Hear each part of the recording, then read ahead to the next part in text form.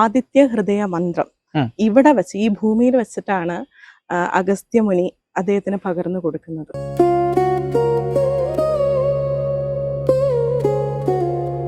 അതുകൊണ്ട് തന്നെ ഇവിടെ നവഗ്രഹ പൂജയൊക്കെ വളരെ ഫേമസ് ആണ് ഇവിടെ നടത്തുന്നത്. അതെ,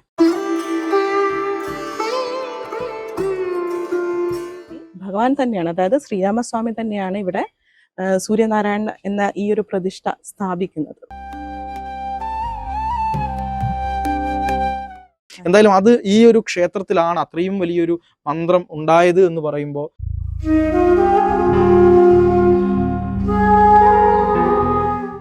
വിഷ്ണു സങ്കല്പത്തില് സൂര്യനാരായണനായിട്ടാണ് ഇവിടെ ആരാധിക്കുന്നത്.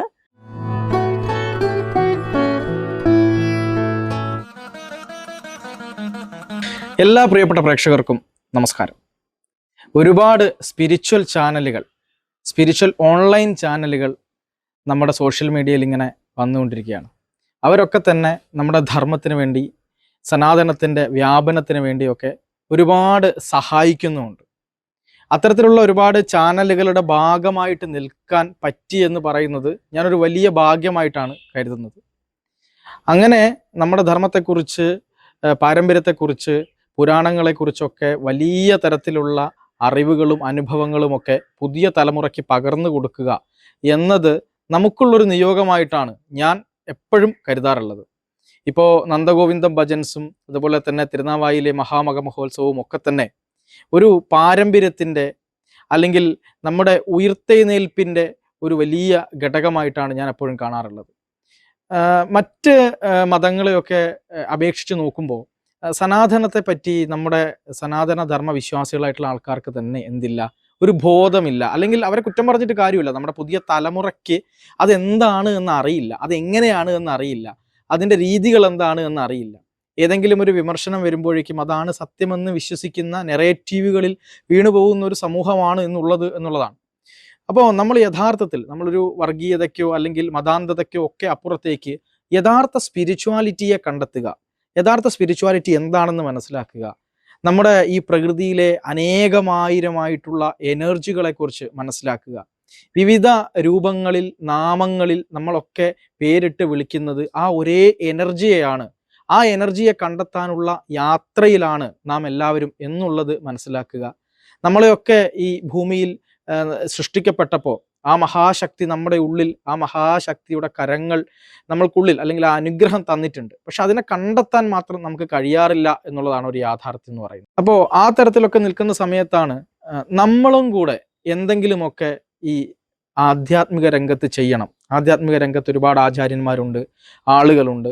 ആ തരത്തിലുള്ള ആളുകളെയൊക്കെ പ്രിയപ്പെട്ട പ്രേക്ഷകർക്ക് പരിചയപ്പെടുത്തണം. ആഴത്തിൽ ആത്മീയതയുടെ അറിവുകൾ, അനുഭവങ്ങളൊക്കെ പങ്കുവെക്കണം എന്ന ഒരു ചിന്തയിൽ നിന്നാണ് നമ്മളൊരു പുതിയ ആധ്യാത്മിക ചാനൽ ആരംഭിക്കണം എന്നത് ഞങ്ങളുടെയൊക്കെ മനസ്സിൽ വരുന്നത്. അതിൻ്റെ ഭാഗമായിട്ട് നമ്മൾ കൊച്ചിയിൽ പലതരത്തിലുള്ള ആലോചനകളൊക്കെ നടത്തി. അപ്പോൾ ആ രീതിയിലാണ് നമ്മൾ പുതിയതായിട്ടൊരു ചാനൽ തുടങ്ങാം, ആ ചാനലിൻ്റെ പേരെന്തായിരിക്കണം എന്നുള്ള പലതരത്തിലുള്ള ആലോചനകളും കാര്യങ്ങളൊക്കെ നടന്നു. ഒടുവിലാണ് ആ ഒരു ചിന്തയിൽ നിന്ന് നമുക്ക് അവസാനം നമ്മളെല്ലാം എത്തിച്ചേർന്നൊരു പേര് എന്ന് പറയുന്നത് ബോധി എന്ന് പറയുന്ന പേരാണ്. നമുക്കറിയാം, ബുദ്ധനുമായി ചേർത്തൊക്കെയാണ് ബോധിയെ പലപ്പോഴും പറയാറുള്ളത്. ബുദ്ധനെയും അതുപോലെ തന്നെ എല്ലാ ആത്മീയ ശക്തികളെയും ചേർത്ത് പറയാവുന്ന ഒരു പേരാണ് ബോധി എന്ന് പറയുന്നത്. ബോധമുണ്ടാവുക, അവബോധമുണ്ടാവുക എന്നൊക്കെയാണ് ഈ ബോധിയെ സംബന്ധിച്ച് നമ്മൾ മനസ്സിലാക്കുമ്പോൾ, അല്ലെങ്കിൽ നമ്മൾ അതിൻ്റെ ആഴങ്ങളിലേക്ക് ഇറങ്ങുമ്പോൾ നമുക്ക് മനസ്സിലാക്കാൻ കഴിയുന്ന ഒരു സത്യം എന്ന് പറയുന്നത്. ബോധി, ദ സ്പിരിച്വൽ സ്പേസ് അല്ലെങ്കിൽ ദ അവേക്കനിങ് സ്പേസ് എന്നൊക്കെ പറയുന്ന രീതിയിലാണ് നമ്മൾ ആ ചാനലിനെ കൊണ്ടുപോകാൻ ഉദ്ദേശിക്കുന്നത്. ബോധി, ദ എൻലൈറ്റ്മെന്റ് സ്പേസ് എന്നാണ് നമ്മുടെ പുതിയ ചാനലിൻ്റെ പേര്. അപ്പോൾ ആ ചാനൽ ആരംഭിക്കുന്ന സമയത്ത് അതിൻ്റെ ഒരു അനൗൺസ്മെന്റ് വീഡിയോ എനിക്ക് എവിടെ നിന്ന് ചെയ്യണം എന്നറിയില്ലായിരുന്നു. ആ സമയത്താണ് എൻ്റെ പ്രിയപ്പെട്ട സുഹൃത്തും റെയ്ക്കി ഹീലറും അതുപോലെ തന്നെ സ്പിരിച്വൽ പ്രാക്ടീഷണറുമായിട്ടുള്ള ശ്രീ ശ്രുതി സീതാരാമം, ശ്രുതിയുടെ നാട്ടിൽ തന്നെയുള്ള സൂര്യനാരായണ ക്ഷേത്രം, കതിരൂരിലുള്ള വളരെ പ്രസിദ്ധമായ ക്ഷേത്രമാണ് സൂര്യനാരായണ ക്ഷേത്രം. സൂര്യനാരായണ ക്ഷേത്രത്തെ പറ്റി പറയുമ്പോൾ നമുക്ക് ഇവിടെ പറഞ്ഞ് അവസാനിപ്പിക്കാൻ പറ്റില്ല. കാരണം അത്രയും പ്രാധാന്യമുണ്ട് ഈ ക്ഷേത്രത്തിന്. ആ ക്ഷേത്രത്തിൻ്റെ പ്രാധാന്യമൊക്കെ നമുക്ക് പറയാം. ഒപ്പം സൂര്യൻ്റെ പ്രതിഷ്ഠയുള്ള അപൂർവ ക്ഷേത്രങ്ങളിൽ ഒന്നുകൂടിയാണിത്. അപ്പോൾ ആ ക്ഷേത്രത്തിൻ്റെ മുറ്റത്താണ് ഞാനിപ്പോൾ നിൽക്കുന്നത്. ആ ഒരു എന്താണ് ഈ ഒരു അനൗൺസ്മെന്റ് വീഡിയോ ആ ഭഗവാന്റെ അനുഗ്രഹത്തോടെ സാക്ഷാൽ സൂര്യനാരായണന്റെയും ത്രിമൂർത്തി ഭാവങ്ങളുടെയും ദേവിയുടെയും ഒക്കെ സാന്നിധ്യമുള്ള ഒരു ക്ഷേത്രമാണ്. അപ്പോൾ ഇവിടെ നിന്ന് തന്നെ ആരംഭിക്കട്ടെ എന്നാണ് നമ്മൾ വിചാരിച്ചത്. അപ്പം ഞാൻ ശ്രുതിയെ കൂടി അതിലേക്ക് എന്താണ് ഈ അനൗൺസ്മെന്റ് വീഡിയോയിലേക്ക് വിളിക്കുകയാണ് ഉണ്ടായത്. എന്തായാലും വളരെ സന്തോഷം ശ്രുതി, സ്വാഗതം. ഒരുപാട് മനോഹരമാണ് ഈ അമ്പലം എന്ന് പറയുന്നത്, ക്ഷേത്രം എന്ന് പറയുന്നത്. നിങ്ങളെ നാട്ടിൽ എന്താണ് എല്ലാ ദേവീ ദേവന്മാരുടെയും ഭാവത്തോടു കൂടിയുള്ള ഒരു അമ്പലം. ഈ നമ്മുടെ ചാനലിനെ കുറിച്ച് ഞാനിപ്പം ഏകദേശം പറഞ്ഞിട്ടുണ്ട്, എന്താണ് ഉദ്ദേശിക്കുന്നത്, എങ്ങനെയാണ്. അപ്പോൾ ശ്രുതി അടക്കമുള്ള ആളുകൾ ആ ചാനലിൽ അതിഥിയായിട്ട് എത്തും എന്ന കാര്യത്തിൽ സംശയമൊന്നുമില്ല. പക്ഷേ നമ്മൾ ഈ അമ്പലത്തെ പറ്റി പറഞ്ഞു തുടങ്ങാം. ഈ അമ്പലം എങ്ങനെയാണ്, അതായത് ഈ സൂര്യനാരായണ ക്ഷേത്രം എന്ന് പറയുന്നത് എന്താണ്, ഈ അമ്പലത്തിന്റെ പ്രത്യേകത, എങ്ങനെയാണ് ഈ അമ്പലം ഉണ്ടായത്? അമ്പലത്തിന്റെ ഒരു ഹിസ്റ്ററി നമുക്ക് പറയുമ്പോൾ തുടക്കം എന്ന് പറയുന്നത് ഒരു 1300 വർഷം പഴക്കമുള്ള ഒരു ക്ഷേത്രമാണ് ഈ സൂര്യനാരായണ ക്ഷേത്രം എന്ന് പറയുന്നത്. കതിരവന്റെ നാട് എന്നാണ് അറിയപ്പെടുന്നത്. അങ്ങനെയാണ് കതിരൂർ എന്ന പേര് പോലും വന്നിട്ടുള്ളത്.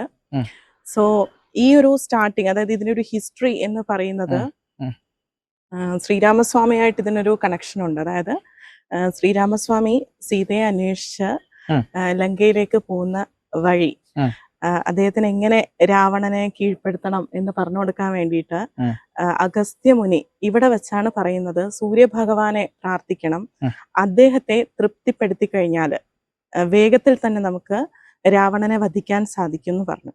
അങ്ങനെ ആദിത്യ ഹൃദയ മന്ത്രം ഇവിടെ വെച്ച്, ഈ ഭൂമിയിൽ വെച്ചിട്ടാണ് അഗസ്ത്യമുനി അദ്ദേഹത്തിന് പകർന്നു കൊടുക്കുന്നത്. അങ്ങനെ യുദ്ധത്തിന് വേണ്ടി ശ്രീരാമസ്വാമി അവിടത്തേക്ക് പോവുകയും രാവണനെ വധിക്കുന്ന ആ സമയത്ത് ഈ ആദിത്യ ഹൃദയ മന്ത്രം 3 തവണ ഉരുവിട്ടിട്ടുണ്ടെന്നാണ് പറയപ്പെടുന്നത്. ആ ഒരു മന്ത്രം ഉരുവിട്ടതോട് കൂടിയിട്ട് അദ്ദേഹത്തിന് വളരെ വേഗത്തിൽ തന്നെ രാവണനെ വധിക്കാൻ സാധിച്ചു എന്നാണ് പറയുന്നത്. അതിന്റെ നന്ദി സൂചകമായിട്ട് അദ്ദേഹം തിരിച്ചു വരുന്ന സമയത്ത്, അതായത് ദേവിയുമായി തിരിച്ചു വരുന്ന സമയത്ത് ഇവിടെ എത്തി ഭഗവാൻ തന്നെയാണ്, അതായത് ശ്രീരാമസ്വാമി തന്നെയാണ് ഇവിടെ സൂര്യനാരായണ എന്ന ഈ ഒരു പ്രതിഷ്ഠ സ്ഥാപിക്കുന്നത്. അപ്പം ഈ ഒരു പ്രതിഷ്ഠക്ക് പോലും ഒരു പ്രത്യേകതയുണ്ട്. എന്താ പ്രത്യേകത എന്ന് വെച്ചാല്, വിഷ്ണു സങ്കല്പത്തില് സൂര്യനാരായണനായിട്ടാണ് ഇവിടെ ആരാധിക്കുന്നത്, ശിവസങ്കല്പത്തില് മാർത്താണ്ഡ ശിവനായിട്ടാണ് ആരാധിക്കുന്നത്. അതേ സ്ഥാനത്ത് ദേവീ സങ്കല്പത്തില് ഗായത്രി ദേവിയായിട്ടാണ് നമ്മളിവിടെ ആരാധിക്കുന്നത്, ഇവിടെ സൂര്യഭഗവാനെ ആരാധിക്കുന്നത്. ഇവിടെയുള്ള മന്ത്രങ്ങൾ അതുപോലെ തന്നെ ആചാരാനുഷ്ഠാനങ്ങളൊക്കെ നാരായണന്റെ മന്ത്രങ്ങളും അതുപോലെ തന്നെ മഹാവിഷ്ണുവായിട്ട് ബന്ധപ്പെട്ട പൂജകളും വഴിപാടുകളാണ് ഇവിടെ നടത്തി വരുന്നത്. പക്ഷെ സൂര്യന്റെ സാന്നിധ്യം കൂടെ ചേർന്ന ഒരു പ്രതിഷ്ഠയാണ് ഇവിടെയുള്ളത്. മറ്റൊരു പ്രത്യേകത എന്താ വെച്ചാൽ, ഈ സൂര്യഭഗവാന്റെ ക്ഷേത്രങ്ങള് കുറവാണ്, എനിക്ക് തോന്നുന്നു വളരെ കുറവാണ്.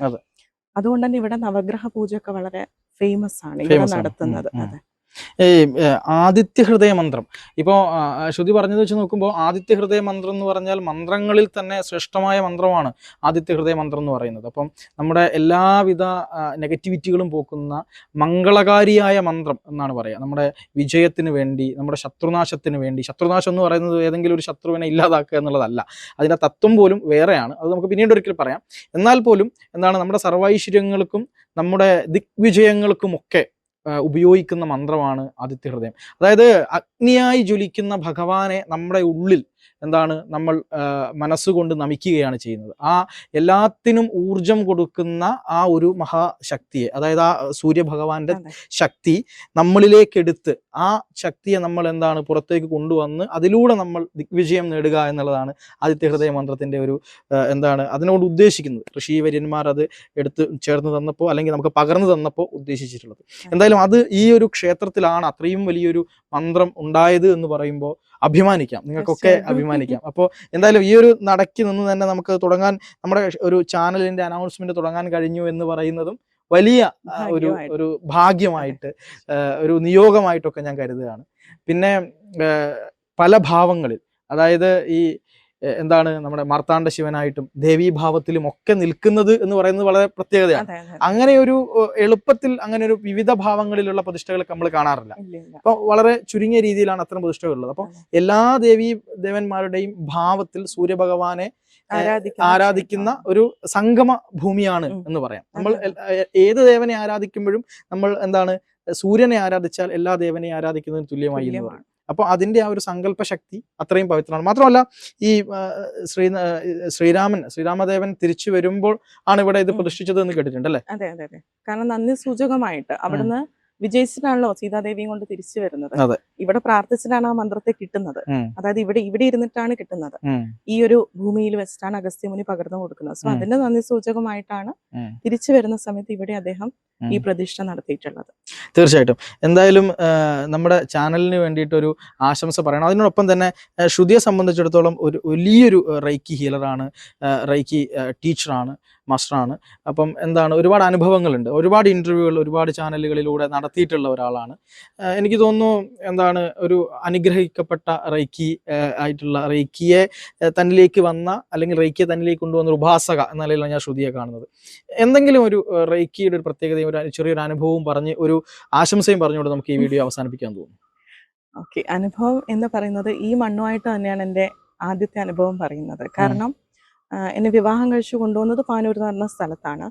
അവിടെ നിന്ന് 3 വർഷമായി ഞാനിപ്പോൾ ഇങ്ങോട്ടേക്ക് വീടെടുത്ത് താമസിക്കുന്നത്. അതായത് പറയാന്ന് വെച്ച് കഴിഞ്ഞാൽ എൻ്റെ വീട് വെച്ചിട്ടുള്ള ആ ഒരു സ്ഥലം എന്ന് പറയുന്നത് ക്ഷേത്രത്തിന്റെ തന്നെ പട്ടയഭൂമിയായിരുന്നു ആദ്യം. അപ്പൊ പറയാന്ന് വെച്ചാൽ ഞാൻ ഭഗവാന്റെ മണ്ണിലാണ് താമസിക്കുന്നതെന്ന് വേണം പറയാൻ.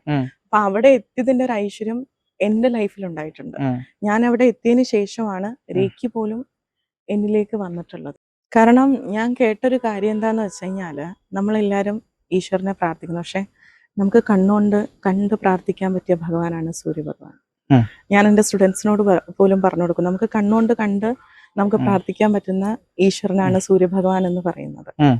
സോ ആ ഒരു മണ്ണില്, ഭഗവാന്റെ മണ്ണിൽ നമ്മൾ നിന്ന് ആ ഒരു ഊർജത്തിന്റെ എല്ലാ ചൈതന്യവും അനുഭവിച്ചുകൊണ്ട് മുന്നോട്ട് പോവാന്ന് പറയുന്നതും വലിയ ഭാഗ്യമാണ്. കാരണം ശരിക്കും പറഞ്ഞാൽ ആ സൂര്യപ്രഭ പോലെ തന്നെയായിരുന്നു എൻ്റെ ലൈഫ് ഇവിടെ എത്തിയപ്പോൾ മാറിയത്, ഈ ഒരു ഭൂമിയിൽ എത്തിയപ്പോൾ മാറിയത്. വലിയ മാറ്റം ഉണ്ടായി, വലിയ മാറ്റം. കാരണം റേക്കി എന്നിലേക്ക് വരുന്നത് പോലും ഈ കതിരൂര് ഞാൻ എത്തിയതിന് ശേഷമാണ്, ഇവിടെ എത്തിയതിനു ശേഷമാണ്.